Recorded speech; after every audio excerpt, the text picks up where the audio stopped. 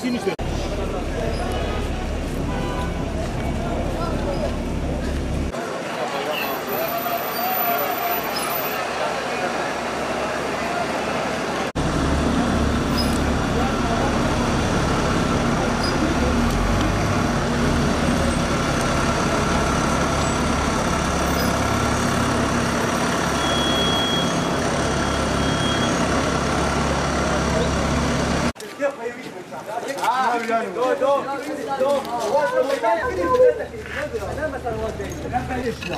ايش تبي متلاقي؟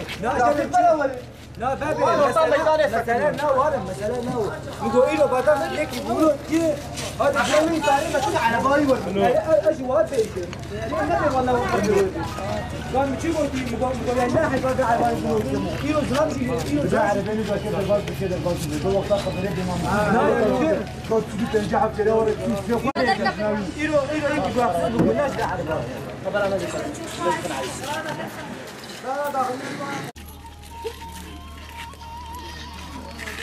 pasaporte aku masih dah. وانت جوه فيه يا ده ده مو قطع يا صاحب في ما يفعل من يجوا على دول بعض بدنا نمشي بدنا نبعث لا لا كيف كيلو يصير كيلو له يا باش تعرف بين موسيقى خبر نزل تاخذ له يا كما شو كما لا البوليس يعني كل حال قال تلفونك وقتي ده ما هي نادر Abi bu tip sanayi yapacağız diye bakıyorlar. Hadi o gelen direkt hadi.